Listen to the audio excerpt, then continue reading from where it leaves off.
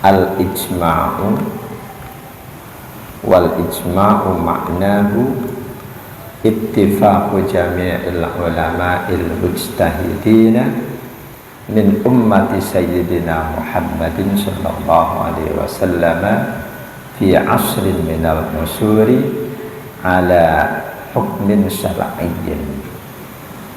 Kita sedang membahas referensi atau rujukan hukum Islam. Siapapun yang berislam, rujukannya satu dua sama, Al-Quran dan As-Sunnah. Islam apapun harus menjadikan Al-Quran dan As-Sunnah atau Al-Hadis sebagai sumber hukumnya. Sudah dijelaskan sebelumnya bahwa yang disebut Al-Hadis atau As-Sunnah ada ucapan Nabi, ada perbuatan Nabi, ada juga ucapan dan perbuatan sahabat yang oleh Nabi didiamkan atau oleh beliau tidak disalahkan, berarti hal itu boleh. Apapun yang dilakukan oleh sahabat meskipun tanpa ada perintah dari Nabi, ketika selanjutnya Nabi mengetahui hal itu, Nabi melihat hal itu dan Nabi tidak menyalahkan hal itu, maka hal itu menjadi bagian dari sunnah atau hadis. Disebutnya hadis takriri. Contoh yang sudah dikemukakan apa? Lupa, nggak apa-apa, wajar. Saya aja ngaji puluhan tahun untuk tidak lupa, apalagi ngaji cuma sekali dua kali, baru mulai, baru 16 kali pertemuan, lupa itu nggak masalah.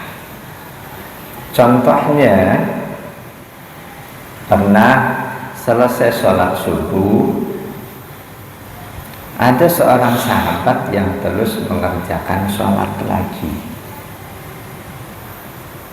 Itu disaksikan oleh Rasul. Rasul seketika menyampaikan sholat subuh itu cuma 2 rakaat. Maksudnya, kenapa kamu tambahin?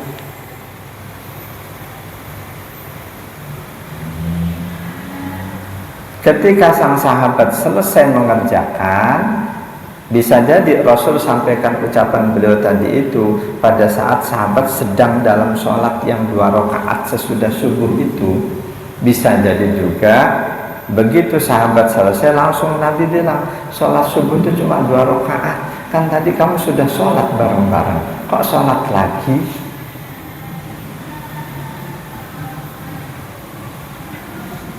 Pada saat itulah sahabat yang mengerjakan sholat sesudah sholat subuh itu, beliau, sahabat itu ngomong, ya Rasulullah, sholat yang aku kerjakan ini adalah sholat qobliyah subuh. Karena tadi begitu dia sampai ke masjid ternyata sudah qomat, nggak sempat ngerjain qobliyah. Begitu sahabat ngasih tahu ternyata sholat yang beliau kerjakan sesudah subuh itu adalah sholat qobliyah subuh, Rasul diam saja. Rasul tidak menyalahkan hal itu, dan itu menunjukkan bahwa mengerjakan qobliyah subuh karena nggak ada kesempatan dikerjakan sesudah sholat subuhnya itu boleh. Dasarnya hadis takriri. Jadi Nabi nggak pernah mencontohkan sholat qobliyah subuh dikerjakan sesudah subuh. Nabi nggak pernah mencontohkan. Kan ada saudara kita bilang apapun yang tidak dicontohkan Nabi, tidak diperintahkan Nabi, itu tidak boleh, bid'ah. Nah tadi sahabat tadi itu ngerjain sholat qobliyah subuh dikerjakan sesudah subuh. Itu nggak dicontohkan oleh Nabi, nggak diperintahkan. Ketika Nabi tahu hal itu, ternyata beliau diam saja. Itu yang disebut hadis takriri. Artinya hal itu boleh. Tapi kita nggak boleh merubah. Mulai sekarang aku sholat qobliyah subuhnya selalu habis subuh. Nggak boleh, haram hukumnya. Ada kesempatan sebelum subuh kita nggak mau ngerjain, nanti aja aku habis subuh ngerjainnya. Itu nggak boleh. Jadi hal itu boleh dilakukan apabila buat kita nggak ada kesempatan sebelum subuh. Ini syarat yang pertama. Syarat yang keduanya, kita selama ini sudah rutin ngerjain qobliyah subuh, dilalah saat itu karena satu dan lain hal kita nggak dapat kesempatan. Nah itu boleh kerjakan sesudah subuh. Apakah ngerjainnya harus di rumah? Tidak harus. Boleh kita kerjakan di masjid. Andaikan ada orang yang sholat subuh itu cuma 2 rakaat, apain lu tambahin? Berarti dia sama dengan sikap Nabi yang pertama. Nggak salah memang kalau ada saudara kita, teman kita selesai subuh kok sholat lagi, tanya sholatnya sholat apa. Andaikan kita tanya, dia jawab sholat ba'diyah, apa yang perlu kita lakukan?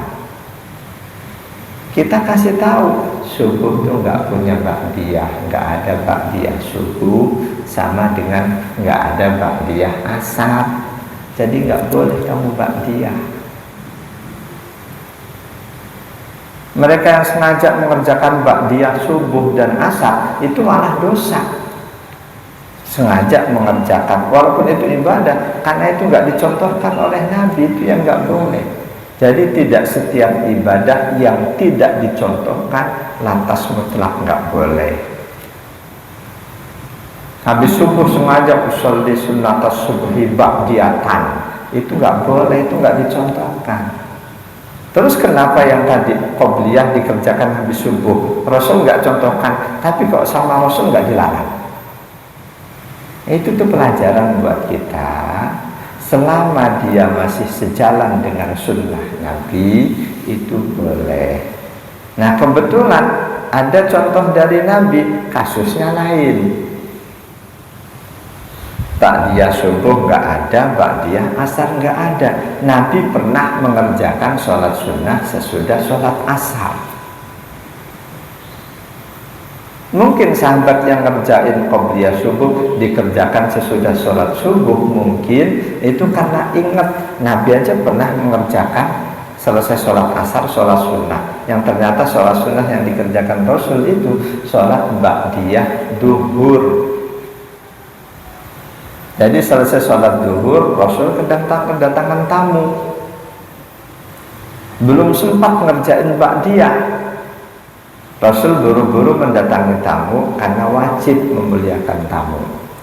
Ternyata urusan tamu itu baru selesai seiring datangnya sholat asar. Selesai sholat asar di masjid, Rasul pulang ke rumah. Di rumah Rasul sholat lagi 2 rakaat. Istri beliau tahu, Ummu Salamah. Kalau nggak salah, Ummu Salamah, lalu Siti Aisyah pun ikut tahu.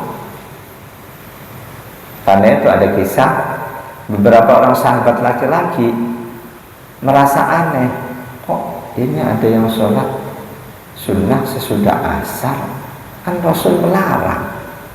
Lalu sahabat diantaranya sahabat Abdullah bin Abbas mengutus budaknya untuk menghadap Siti Aisyah, tanyain kepada ibunda Siti Aisyah, apakah betul Rasul membolehkan sesudah sholat asar sholat sunnah? Ketika utusan sahabat ini mendatangi Siti Aisyah, kata Siti Aisyah, kamu tanya kepada Ummu Salamah, dia lebih tahu dibanding aku dalam urusan ini. Sang budak tadi karena disuruhnya datang ke rumah Siti Aisyah, nggak langsung ke Ummu Salamah, balikkan lagi ke yang ngutus, sahabat Abdullah bin Abbas dan lain-lain. Disampaikan ke sahabat yang ngutus, kata Bunda Siti Aisyah, dalam masalah ini aku suruh nanya ke Bunda Ummu Salamah. Lalu kata sahabat ini, ya udah kamu ke sana nanya ke sana. Nah, sang budak ini datang ke rumah Ummu Salamah, nyampein salam dari para sahabat. Lalu sahabat-sahabat tadi bertanya, apa betul Rasul pernah mengerjakan sholat sunnah sesudah sholat asar? Ummu Salamah menjawab, iya betul. Waktu itu selesai sholat asar di masjid, Rasul pulang ke rumahku ini, Rasul terus mengerjakan sholat 2 rakaat. Aku pun pada mulanya tanda tanya, lalu aku tanya, ya Rasul, kenapa mengerjakan sholat sunnah sesudah asar? Bukankah engkau melarang kami mengerjakan sholat sunnah sesudah asar? Jawaban Nabi, iya betul, larangan itu tetap berlaku, tapi sholat yang barusan aku kerjakan ini adalah sholat ba'diyah duhur. Tadi selesai sholat duhur, aku kedatangan tamu, nggak sempat ngerjain sholat sunnah. Ini dia sholat ba'diyah duhur. Di kasus-kasus itu ada banyak hukum lain, bahwa ternyata habis subuh nggak boleh sholat, habis asar nggak boleh sholat. Itu nggak semua sholat dilarang. Buktinya Rasul ngerjain habis asar. Sahabat tadi habis subuh ngerjain sholat, begitu Rasul tahu sholatnya apa, oleh Rasul nggak dilarang. Dari situ ulama-ulama menyimpulkan, kalau ada ustadz bilang, oh mutlak habis subuh habis asar nggak boleh sholat sunnah, ini dia nggak tahu, ini nggak tahu lebih jauh. Jadi sholat sunnah yang tidak boleh dikerjakan sesudah subuh dan sesudah asar adalah sholat sunnah mutlak. Itu yang nggak boleh dikerjakan. Habis subuh, ba'diyah subuh, haram, nggak boleh. Atau sholat sunnah aja lah, nggak boleh. Habis asar pun demikian, nggak boleh. Tapi kalau sholat yang dikerjakan itu sholat sunnah yang ada sebab-sebabnya, itu boleh walaupun habis subuh dan habis asar. Misal kita datang ke masjid jam 5.20, itu habis asar atau bukan? Dengan sendirinya habis asar, kita masuk ke masjid ngapain? Langsung duduk? Itu nggak boleh, malah justru kerjakan sholat tahiyatul masjid. Apa boleh? Boleh. Disebabkan kita masuk masjid, kita kerjakan sholat tahiyatul masjid. Jadi sholat sunnah yang ada sebabnya itu nggak terlarang dikerjakan kapanpun, asalkan tidak disengaja. Sengaja habis subuh udah keluar masuk lagi ke masjid untuk sholat tahiyatul masjid, padahal nggak ada perlunya, itu nggak boleh. Termasuk sholat yang nggak ada larangan dikerjakan kapanpun, sholat qodho. Sholat qodho, apa sholat qodho? Sholat utang. Bukan kita punya utang si A berapa juta terus kita sholat utang, bukan itu. Misal kita benar-benar sibuk, saking sibuknya kita lupa ngerjain sholat duhur. Habis asar duduk-duduk di masjid nyantai, ingat benar-benar ingat, tadi duhur aku belum sholat. Ingatnya habis asar, langsung kerjain saat itu. Tadi udah sholat asar, ingat punya utang duhur, kerjain habis asar. Jadi itu yang disebut dengan sholat qodho. mengerjakan sholat yang kita lupa ngerjainnya atau sholat yang belum kita kerjakan. Kita lupa ngerjain sholat wajib, tidak dosa. Kita ketiduran subuh kesiangan, enggak dosa. Yang dosa kalau kita sengaja meninggalkan sholat wajib tanpa ada alasannya, itu yang dosa. Meskipun dosa, tetap harus diqodho. Saking asiknya nonton acara TV, maghrib kelewatan, selesai acara pas adzan isya, ingatlah udah kelewatan maghrib, itu dosa. Itu wajib dikerjakan, itu qodho. Dari sholat qodho itu nggak ada waktu terlarang untuk mengerjakannya. Jadi habis subuh, habis asar, sholat yang tidak boleh kita kerjakan sholat sunnah mutlak, itu nggak boleh. Sholat sunnah mutlak itu apa? Sholat sunnah yang tidak terikat waktu atau sebab-sebab tertentu. Jumlah rakaatnya berapa? Bebas. Niatnya sengaja aku sholat 2 rakaat, Allahu Akbar. Nah, sholat seperti ini boleh dikerjakan di luar waktu-waktu yang terlarang. Habis isya kita sholat 2 rakaat, 2 rakaat, 2 rakaat terus boleh.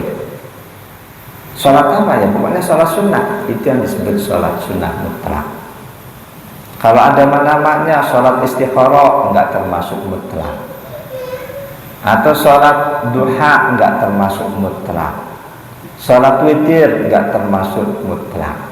Sholat hajat itu juga enggak termasuk sholat mutlak. Sholat taubat tidak termasuk sholat mutlak. Jadi sholat yang tidak boleh dikerjakan sesudah subuh dan sesudah asar cuma sholat sunnah mutlak. Jamaah dan Allah ayyakum ajma'in. Itu tadi contoh hadis takriri.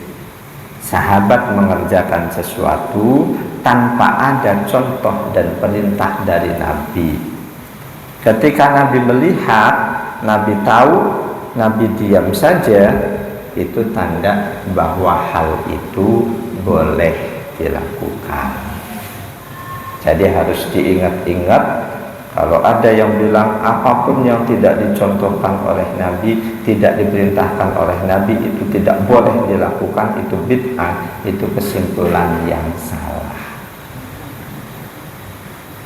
Memang tidak semuanya boleh kita lakukan, tapi ada yang boleh.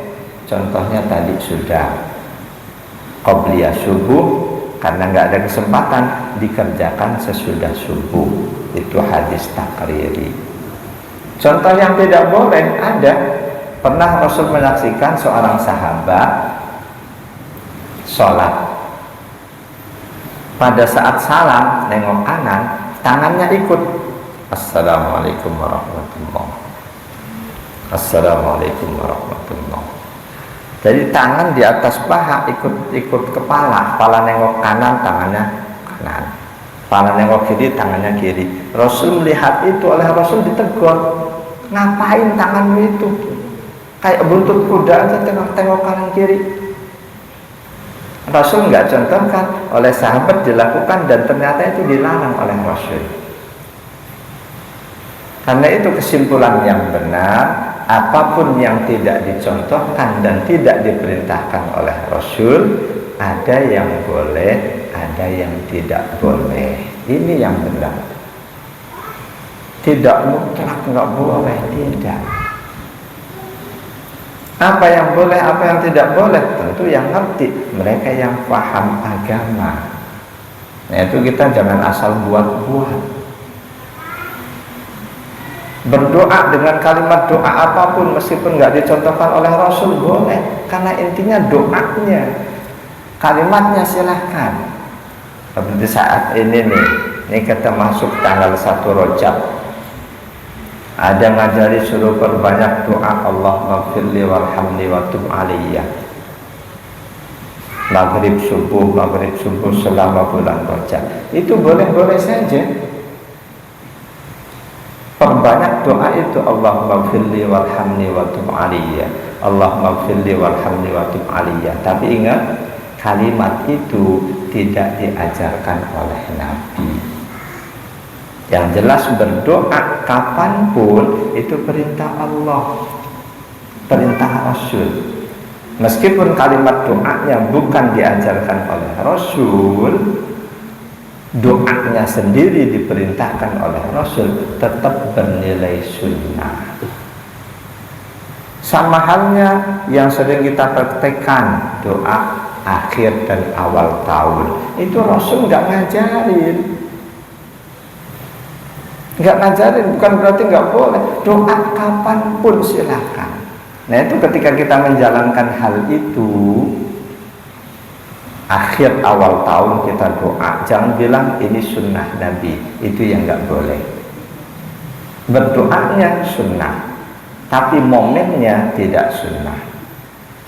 Jadi berdoa, berzikir itu termasuk ibadah yang tidak terikat dengan waktu, yang boleh dilakukan kapanpun. Sama halnya kita ngaji, ini ibadah yang tidak terikat dengan waktu. Karena itu ngaji kapanpun, hari apapun itu nggak bisa dikatakan bid'ah. Meskipun nggak ada contoh dari Nabi setiap Jumat malam Sabtu, kadang Sabtu malam Ahad ngaji, ini nggak ada contoh dari Nabi. Meskipun nggak ada contoh dari Nabi, karena yang kita jalankan ini perintah Nabi, ngaji, ya ini.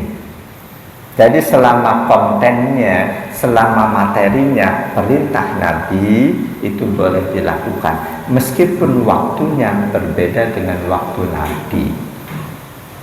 Berzikir pun begitu, itu perintah Allah, perintah Nabi yang tidak terikat dengan waktu. Karena itu mengadakan majlis zikir kapanpun, dimanapun, selama nggak ada larangannya, silahkan. Jangan ada orang mati majlis zikir bid'ah, bebas kapanpun, selama zikirnya, materinya, kontennya sesuatu yang diperintahkan oleh Nabi. Jemaah dan Allah yakum ajmain. Kita lanjut, referensi atau rujukan hukum yang ketiga adalah al-ijma'. Kesepakatan. Yang dimaksud kesepakatan siapa? Ittifaqu jami'il ulama'il mujtahidina min ummati sayyidina Muhammadin sallallahu alaihi wasallam fi asrin minal usuri ala hukmin syar'iyyin. Kesepakatan seluruh ulama mujtahid, bukan kesepakatan ustadz-ustadz atau ulama kelas kacang, bukan. Kesepakatan ulama-ulama mujtahid, ulama yang keilmuannya cukup lengkap. Ketika di satu masa ulama seperti itu kumpul mengadakan pembahasan halaqah atau apalah bahsul masail, satu masalah yang baru muncul, mereka semuanya sepakat ini hukumnya ini. Nah itu bisa dianggap ijma'.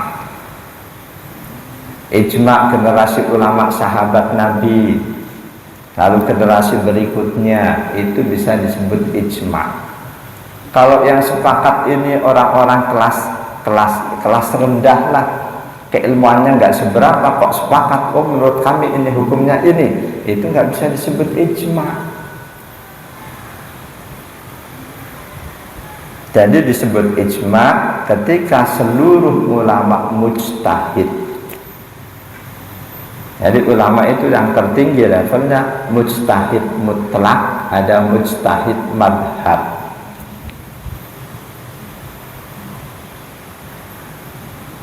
Di bawah itu nggak boleh berfatwa. Bolehnya hanya menyampaikan fatwa yang sudah ada. Imam Abu Hanifah, Imam Syafi'i, Imam Maliki, Imam Ahmad bin Hambal itu ulama kategori mujtahid mutlak.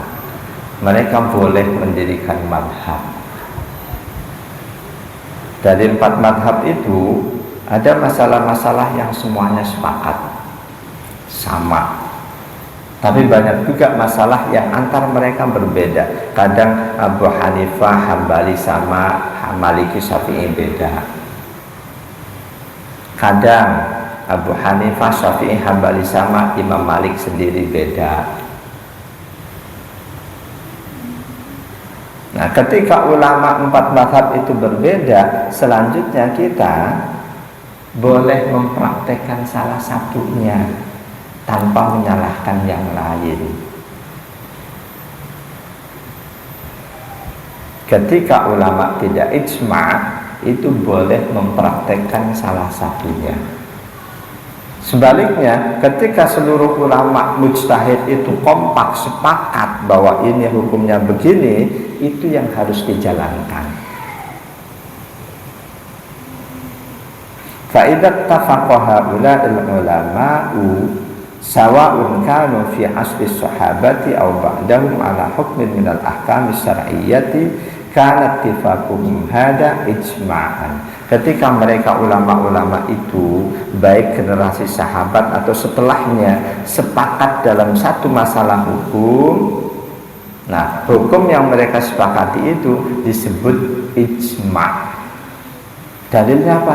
Ijma' ulama.